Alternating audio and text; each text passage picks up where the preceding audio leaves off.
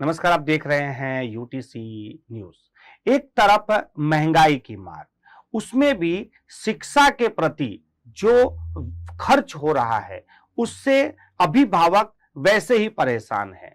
उसमें स्कूली शिक्षा को छोड़कर अब तो ट्यूशन क्लासेस के एडमिशन खुलने के साथ ही जो ट्यूशन संचालक है वो भी पेरेंट्स को फोन पर फोन करके अलग अलग स्कीमों के तहत उन्हें बहुत बड़ी फीस भरने की ऑफर भी दे रहे हैं। आज कंपटीशन के जमाने में अभिभावक भी बच्चों को अच्छी शिक्षा मिले, इसलिए स्कूल की महंगी फीस के बाद वो महंगी ट्यूशन की फीस भी भरने को मजबूर हो जाते हैं। मगर इसी का फायदा उठा रहे हैं कुछ ट्यूशन क्लासेस के संचालक। और आज हम ट्यूशन क्लासेस के एक संचालक से ही बात करेंगे कि ये हो क्या रहा है, शिक्षा को आज बाजार कैसे बना दिया गया है। आज इसी विषय पर चर्चा करने के लिए हमारे साथ एक ट्यूशन क्लास के संचालक अभिषेक पांडे जी हैं। आज हम उन्हीं से बात करेंगे। सर, आपका बहुत बहुत स्वागत है। जैसे मेरे शब्द शायद आपको भी थोड़े चुभ गए होंगे क्योंकि आप भी उसी समुदाय से आते हैं। जी जी जी। सर, इस तरह के गंभीर आरोप जब समाज में लग रहे हैं कि ऐसा देखा सुनने में आ रहा है कि अब एडमिशन खुलते ही पेरेंट्सों को फोन जा रहे हैं, कंटिन्यू उनको हैरेस किया जा रहा है, ऐसा माहौल बना दिया है जी। आप भी क्लासेस चलाते हैं, क्या कहेंगे? पहले तो सर थैंक यू बोलूँगा कि इतने गंभीर टॉपिक पे आपने मुझे बोलने का मौका दिया। एक इंस्टीट्यूट का होने के नाते मेरी कुछ समाज के प्रति जिम्मेदारियां हैं जो बहुत सारे लोग मेरे बारे में जानते भी हैं।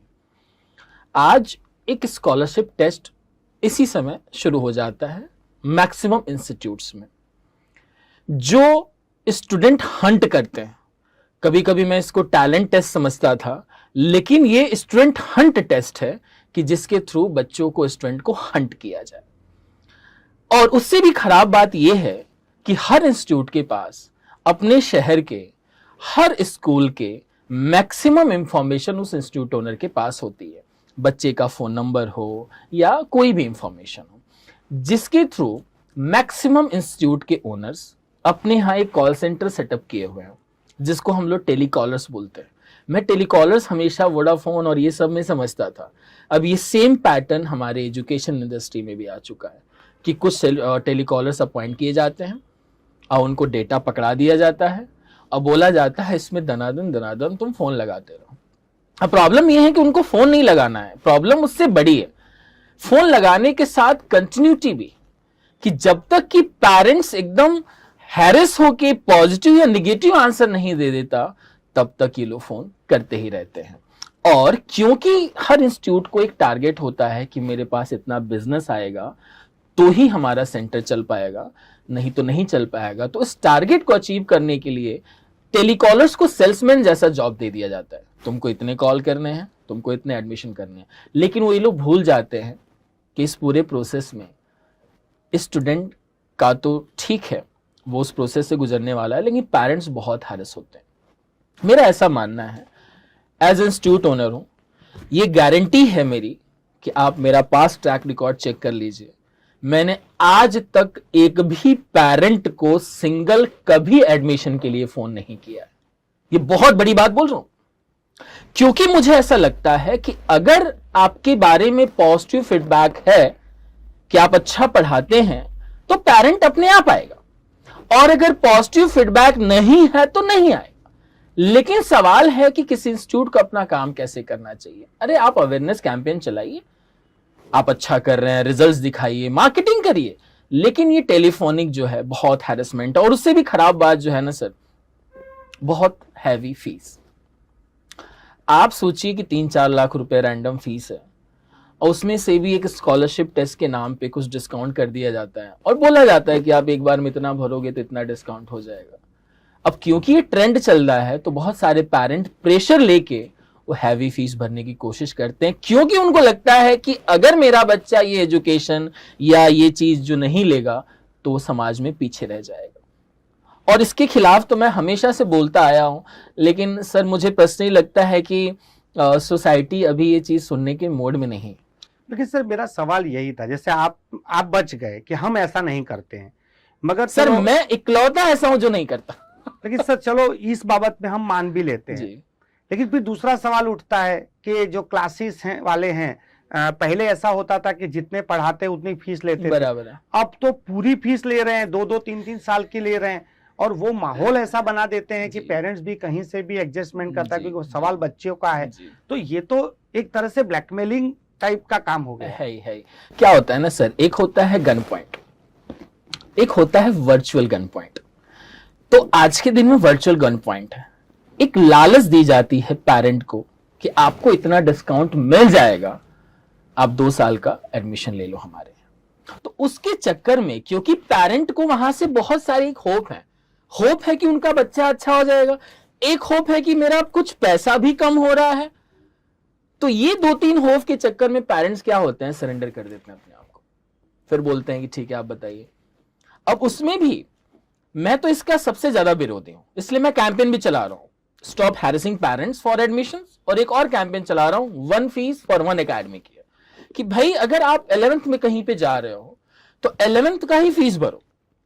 आप 12th की फीस कोई इंस्टीट्यूट कैसे ले सकता है जो भविष्य में होने वाला है? 11th में बच्चा फेल हो गया, उसका मान लीजिए 12th में पढ़ने का मन नहीं हुआ, तो ऐसे बहुत सारे सर्कमस्टांसेस जनरेट हो सकते हैं। लेकिन उनको लगता है कि आप 12th भी भर देंगे, क्योंकि थोड़े से डिस्काउंट के लिए पेरेंट्स भी सरेंडर कर देते हैं, क्योंकि क्या करें, उनकी भी मजबूरी है, वो जो डिस्काउंट मिल रहा है उनके काफी खर्च भी बचा देता है, तो वो सोचते हैं कि चलो 2 साल का भर देते हैं। लेकिन मेरे पास ऐसे एविडेंस भी हैं और ऐसे बहुत सारे पेरेंट्स हैं जिन्होंने 2-2 साल की फीस भरी और बच्चा 3 महीने में भी कोचिंग छोड़ दिया, कि भाई बच्चे ने क्या बोला, मेरे से नहीं हो पा रहा है, मुझे इंजीनियरिंग नहीं करनी, मुझसे जेई नहीं हो रहा है, मुझसे आईआईटी नहीं हो, 3-3 महीने में छोड़ दिया बच्चों ने। क्या करेंगे ऐसे चीज के लिए? लेकिन सर जिस तरह से आप इतने स्ट्रेट फॉरवर्ड हैं, जिस तरह से आप बात कर रहे हैं, आप अपने ही समुदाय के खिलाफ जागरूकता लाने की बात कर रहे हैं, पेरेंट्सों को बिल्कुल साफ बात बोल रहे हैं, तो इतने स्ट्रिक्ट जब आप बन जाते हैं तो फिर आप अपना क्लासेस कैसे चलाएंगे? देखिए सर, मैं हर साल हमेशा नुकसान में रहता हूँ। लोग मेरे बारे में जानते हैं कि सिर्फ 50-70 बच्चे ही पढ़ाता हूँ। अब जब 50-70 बच्चे ही पढ़ाने हैं मुझे जीवन में, तब तो मुझे कोई बिजनेस कॉम्पिटेंसी ही नहीं।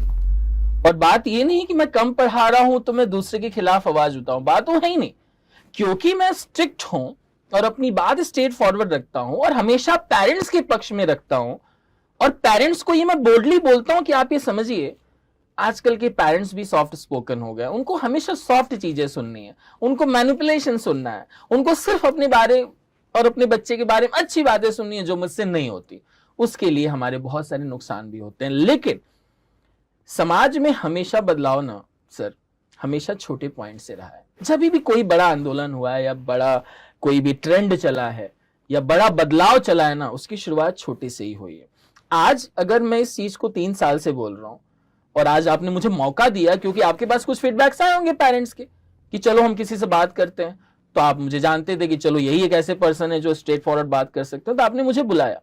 और आपने तभी मुझे बुलाया कि जब मैं ये इसमें बिलीव करता हूं कि हैरेस करना गलत है।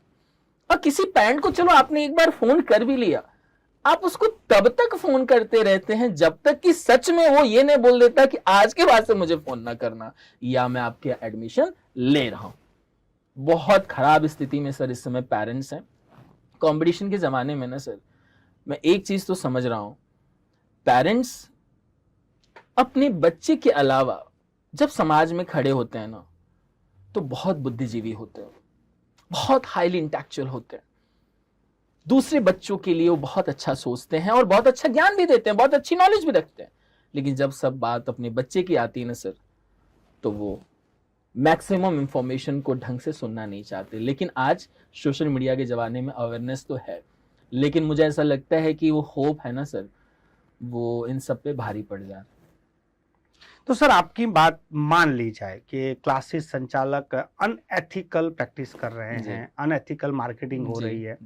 अब मानो कि कोई अभिभावक है, बच्चे को ट्यूशन डालना है, वो भी सर्च कर रहा है, अब उसके सामने इतनी सारी विज्ञापन आ रही हैं, फोन कॉल्स आ रहे हैं, तो वो कैसे चूज करे कि मेरे बच्चे के लिए अच्छा क्या है, फायदेमंद क्या है? देखिए सर, आजकल एक बहुत अच्छा सिस्टम चल रहा है, डेमो सिस्टम।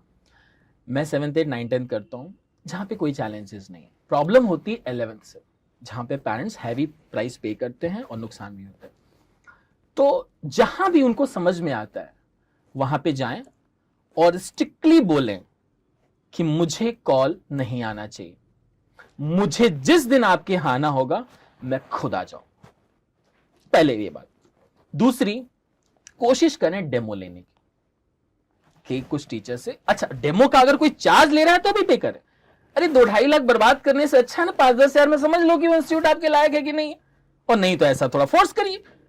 और उससे भी बड़ी बात, ये शुरू होता है 11th में सर, तो 10वीं और 11वीं के पढ़ाई के, 10वीं का एग्जाम खत्म हुआ और 11वीं की पढ़ाई शुरू हुई, उसमें 2-2.5 महीने का गैप होता है।